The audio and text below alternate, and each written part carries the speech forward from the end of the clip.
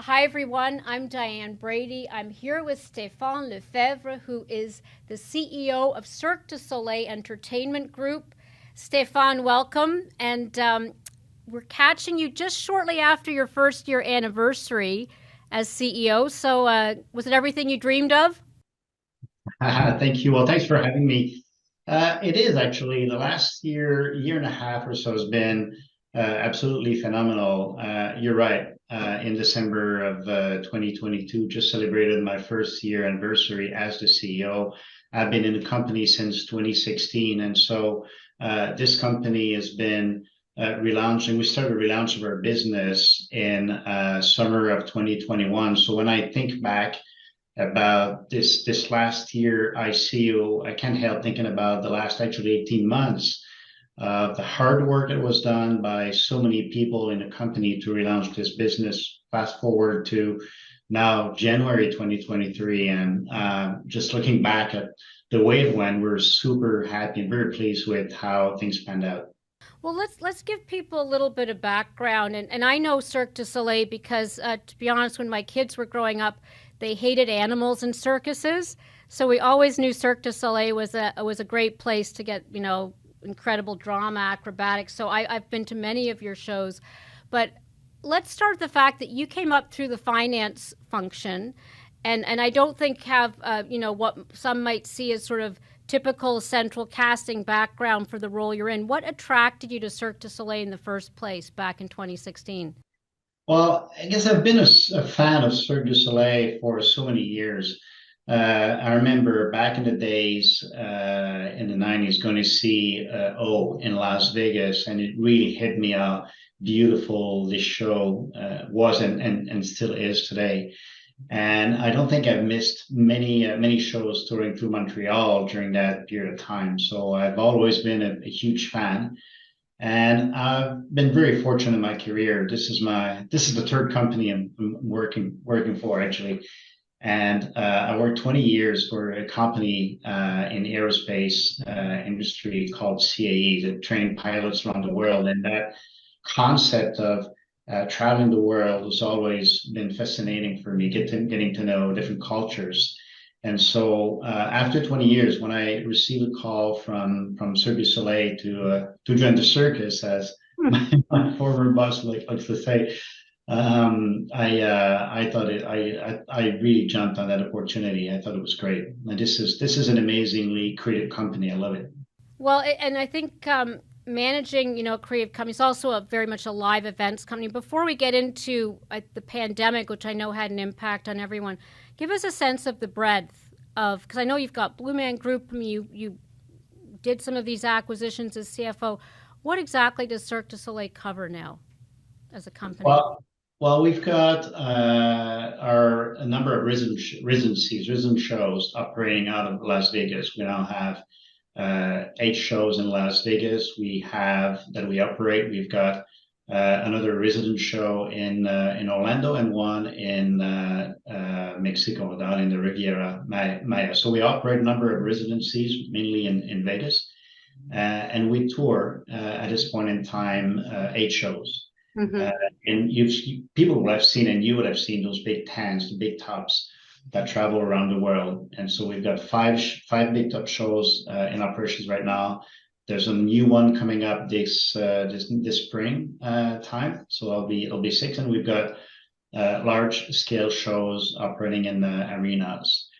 Plus, we have smaller scale family shows, and we operate live events, live experiences using the Paw Patrol brand, and we've got a number of seasonal shows in the world. So we've got about 37, 38 shows operating in total right now. So 2020, the company files for Chapter 15. I'm familiar with Chapter 11, here in the US. Is Chapter 15 tantamount to the same thing? Can you just explain that and a little bit about what happened or sort of like how you've come back from that? It's pretty much this very similar thing from what I gather. And again, I'm not Yeah, a but I was insolvency lawyer expert, but the fact of being headquartered in Montreal in Canada on this side of the border had us to use 15 as opposed to 11, I think. But by and large, we had to seek protection from insolvency when COVID hit back in March of 2020.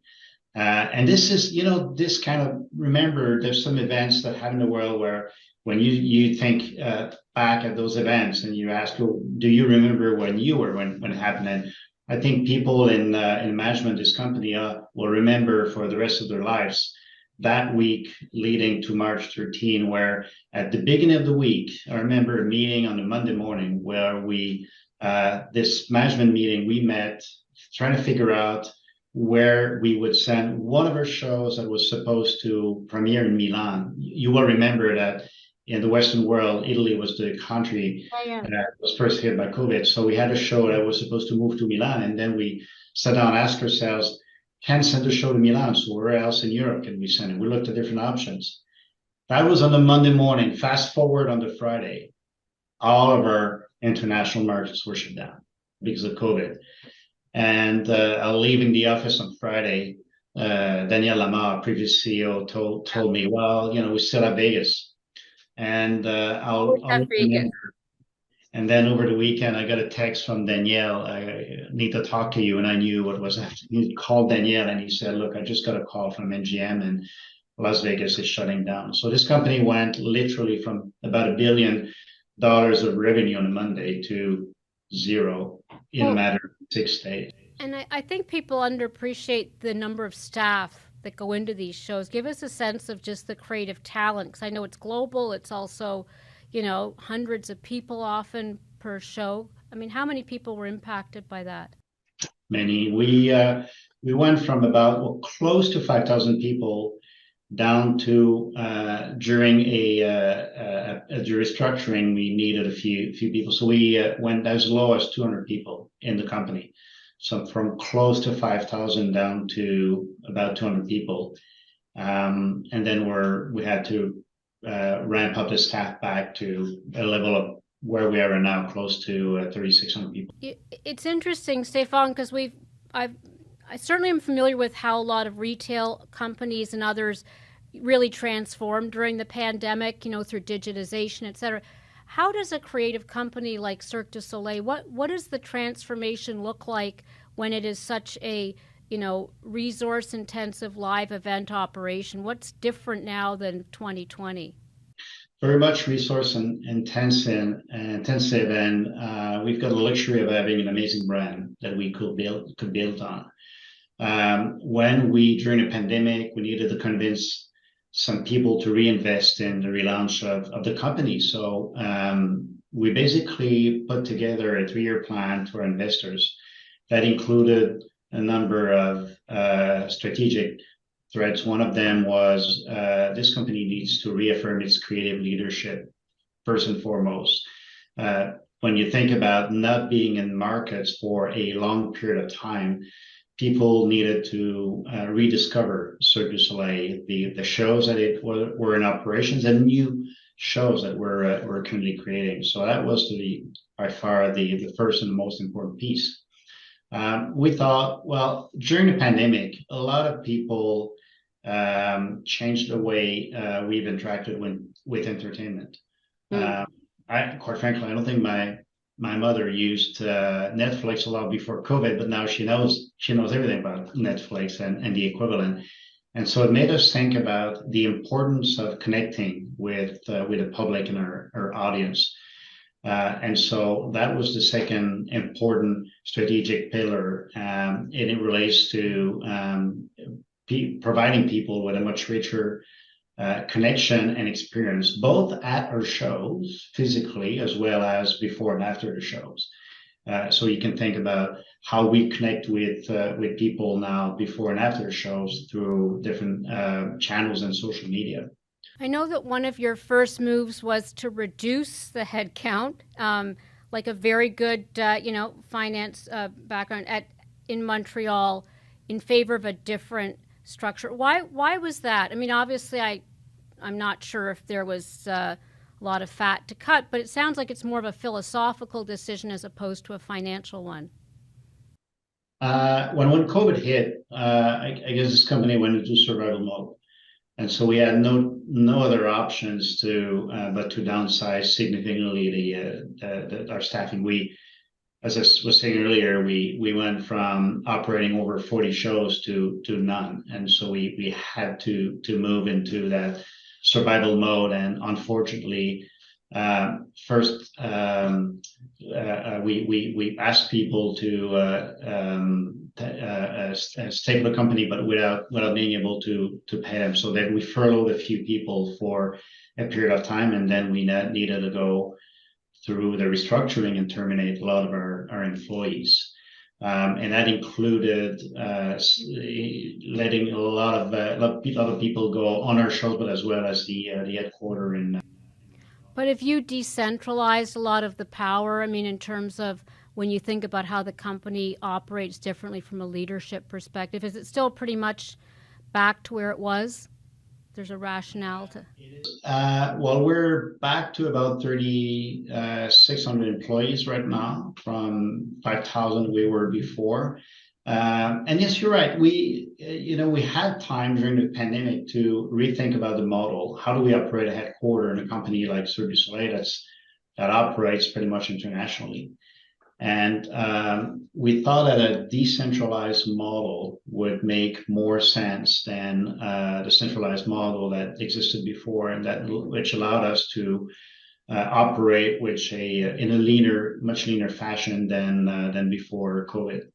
It was part of the plan that we proposed to the new investors of the company, and we said we think we can rebuild this company with leaner operating cost and leaner capital deployment, which we were able to accomplish.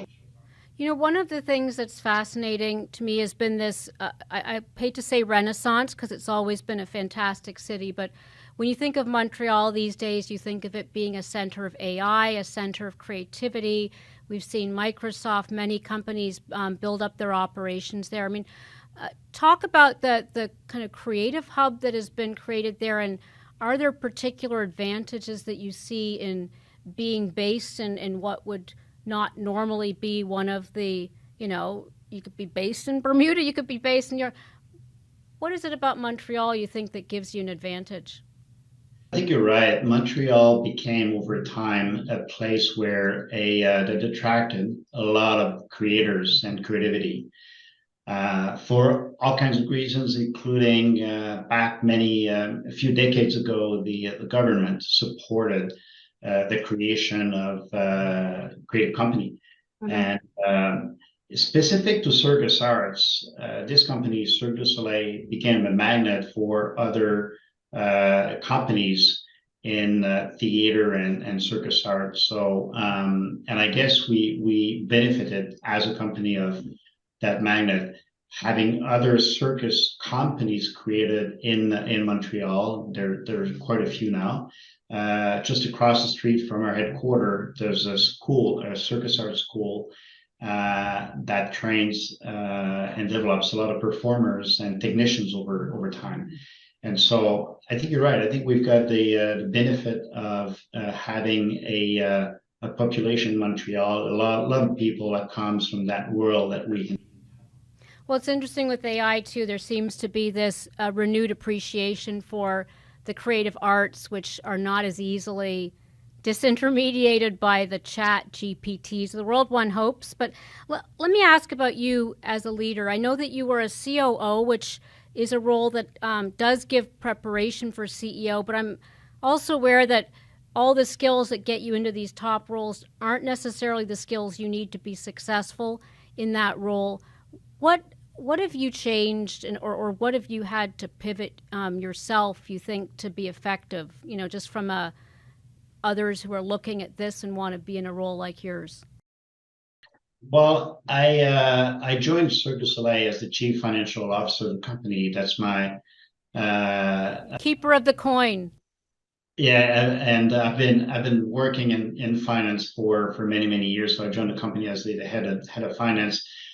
I've always been the type of finance guy that was always interested by operations. It's been the case in the company I was talking about in aerospace CAE. I traveled the world. I spent time in operations. I even had an assignment in Australia as the country lead for part of the organization. So I've always been very interested by the operations. Mm-hmm. And so when I joined this company, I worked very closely with the former CEO and the former COO, including Danielle, in the strategy of the business and in risk management and how we deploy capital in the company.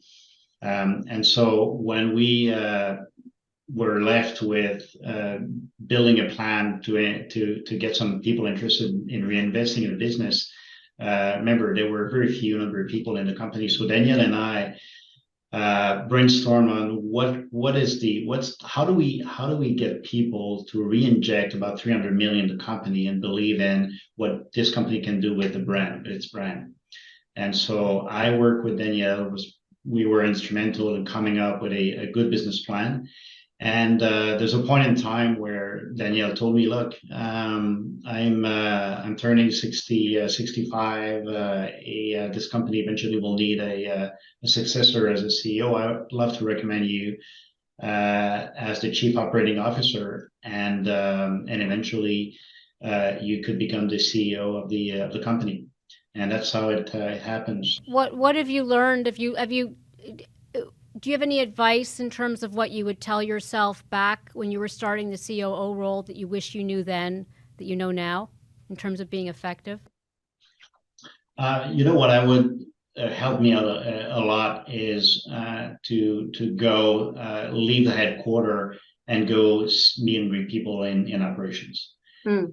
I'm so glad that I've spent quite a lot of time actually meeting with people. And people means the support functions, but also the performers, the technicians, the creative and production team. I spent a lot of my time meeting with the employees, and quite frankly, maybe selfishly, it's been. I mean, this is so interesting, so interesting. I sometimes pinch myself that I can't believe that this is a job I'm doing. Well, let's take a bit of a preview. Help us see around the corner as to what's next for Cirque du Soleil, because you mentioned there's a new show. Where is that going to be? A traveling show? Is that based in a particular area? It will be a traveling show. It's called Echo. It's Echo. This is our new big top show. It will premiere in Montreal in April of this year, and we'll travel the world. Over typically, our shows can travel over up to 15 years.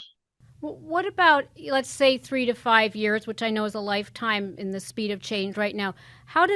Will the company look different, or are there areas where you see you'd like to grow, not just within, the core Cirque du Soleil performances, but I know you've now got other companies. Are you looking to expand that portfolio? Well, I think what you'll see is us producing a few more shows still. There are a number of markets in the world that where I think we could have a bigger presence. Mm-hmm. And what it means is getting the right product in the market. This company has done really well over time at producing these massive scale shows.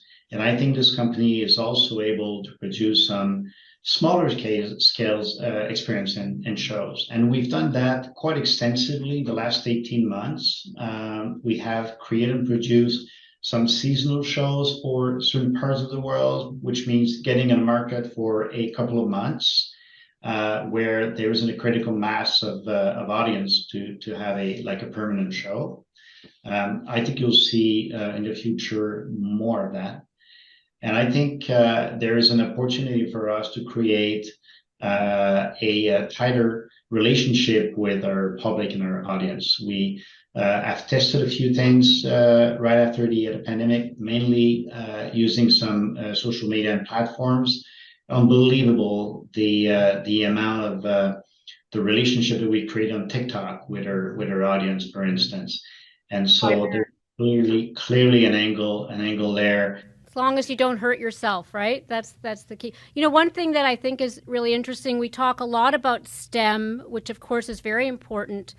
when you're, if other leaders, just other people in the work environment, what can we learn from, the creative side of the house? That is the lifeblood of what you do. As someone who didn't grow up in that yourself, how does it, what would you take from it, and what advice would you have? Because I know we always talk about the dearth of engineers and such.